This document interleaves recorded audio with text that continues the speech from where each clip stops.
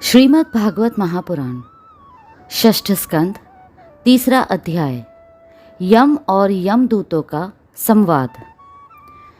राजा परीक्षित ने पूछा, भगवन, देवादिदेव धर्मराज के वश में सारे जीव है और भगवान के पार्षदों ने उन्हीं की आज्ञा भंग कर दी तथा उनके दूतों को अपमानित कर दिया। जब उनके दूतों ने यमपुरी में जाकर उनसे अजामिल का वृतांत कह सुनाया, तब सब कुछ सुनकर उन्होंने अपने दूतों से क्या कहा। ऋषिवर, मैंने पहले यह बात कभी नहीं सुनी कि किसी ने किसी भी कारण से धर्मराज के शासन का उल्लंघन किया हो। भगवन, इस विषय में लोग बहुत संदेह करेंगे और उसका निवारण आपके अतिरिक्त दूसरा कोई नहीं कर सकता, ऐसा मेरा निश्चय है। श्री सुखदेव जी ने कहा, परीक्षित, जब भगवान के पार्षदों ने यमदूतों का प्रयत्न विफल कर दिया, तब उन लोगों ने संयमनी पुरी के स्वामी एवं अपने शासक यमराज के पास जाकर निवेदन किया। यमदूतों ने कहा, प्रभो, संसार के जीव 3 प्रकार के कर्म करते हैं, पाप, पुण्य अथवा दोनों से मिश्रित।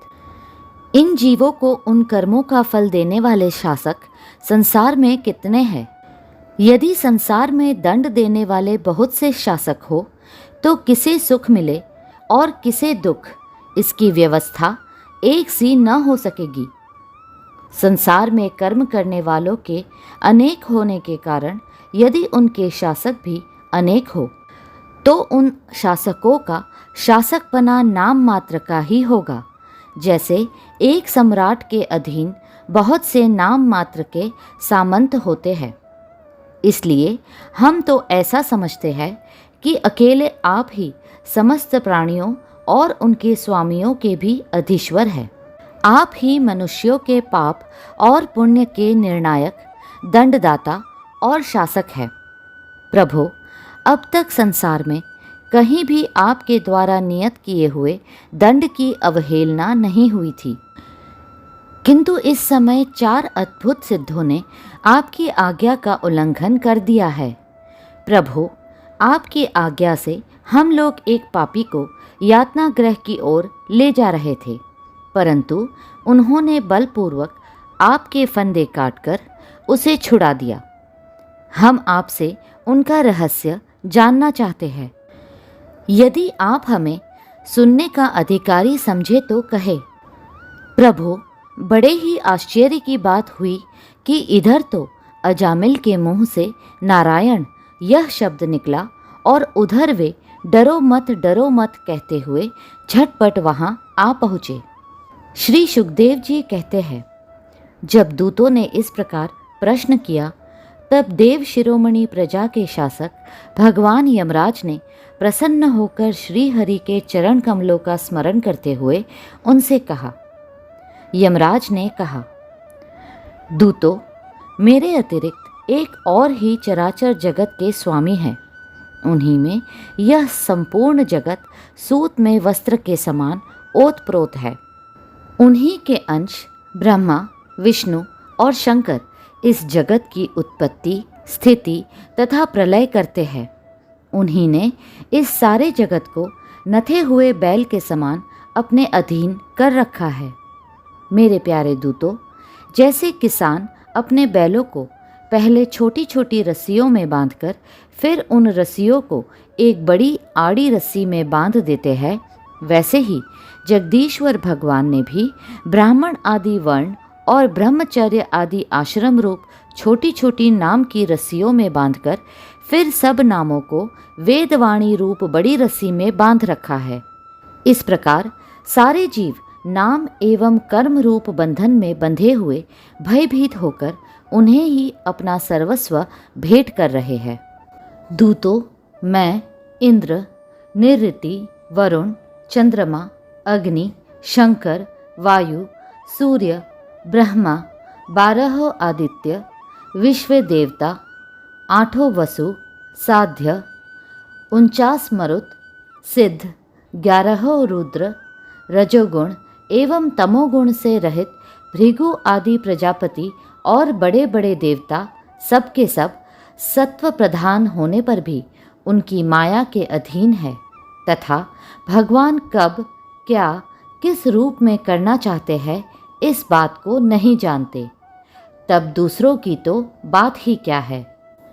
दूतों, जिस प्रकार घट पट आदि रूपवान पदार्थ अपने प्रकाशक नेत्र को नहीं देख सकते, वैसे ही अंतःकरण में अपने साक्षी रूप से स्थित परमात्मा को कोई भी प्राणी इंद्रिय, मन, प्राण, हृदय या वाणी आदि किसी भी साधन के द्वारा नहीं जान सकते। वे प्रभु सबके स्वामी और स्वयं परम स्वतंत्र है।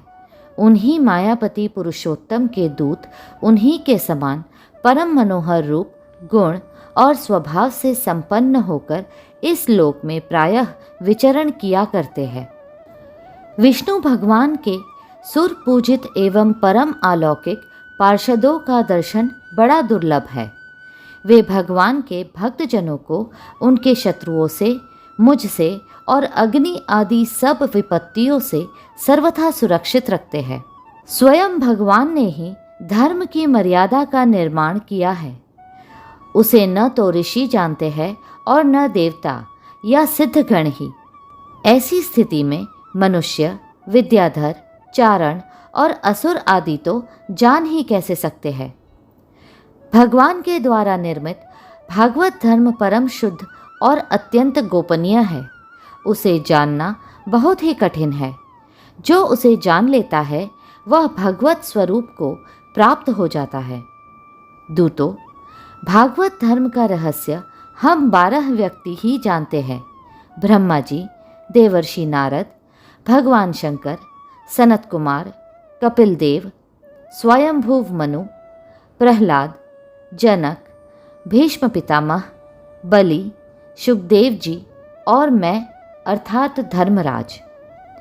इस जगत में जीवों के लिए बस यही सबसे बड़ा कर्तव्य परम धर्म है कि वे नाम, कीर्तन आदि उपायों से भगवान के चरणों में भक्ति भाव प्राप्त कर ले। प्रिय दूतों, भगवान के नामोच्चारण की महिमा तो देखो। अजामिल जैसा पापी भी एक बार नामोच्चारण करने मात्र से मृत्यु पाश से छुटकारा पा गया। भगवान के गुण, लीला और नामों का भली भांति कीर्तन मनुष्यों के पापों का सर्वथा विनाश कर दे, यह कोई उसका बहुत बड़ा फल नहीं है, क्योंकि अत्यंत पापी अजामिल ने मरने के समय चंचल चित्त से अपने पुत्र का नाम नारायण उच्चारण किया। इस नाम भास मात्र से ही उसके सारे पाप तो क्षीण हो ही गए, मुक्ति की प्राप्ति भी हो गई। बड़े बड़े विद्वानों की बुद्धि कभी भगवान की माया से मोहित हो जाती है। वे कर्मों के मीठे मीठे फलों का वर्णन करने वाली अर्थवाद रूपिणी वेदवाणी में ही मोहित हो जाते हैं और यज्ञ यगादि बड़े बड़े कर्मों में ही संलग्न रहते हैं तथा इस सुगम अति सुगम भगवान नाम की महिमा को नहीं जानते। यह कितने खेद की बात है। प्रिय दूतों, बुद्धिमान पुरुष ऐसा विचार कर भगवान अनंत में ही संपूर्ण अंतःकरण से अपना भक्ति भाव स्थापित करते हैं। वे मेरे दंड के पात्र नहीं है।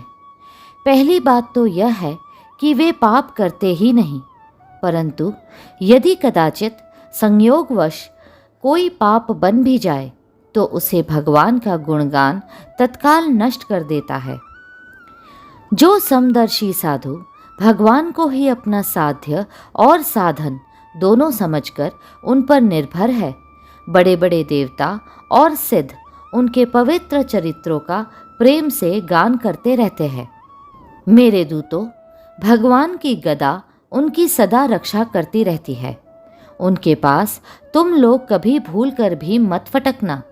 उन्हें दंड देने की सामर्थ्य न हम में है और न साक्षात काल में ही।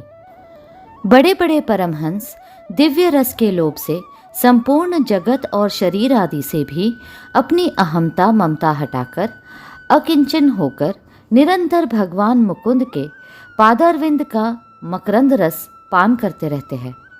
जो दुष्ट उस दिव्य रस से विमुख है और नरक के दरवाजे घर गृहस्थी के तृष्णा का बोझा बांधकर उसे ढो रहे हैं, उन्हीं को मेरे पास बार बार लाया करो।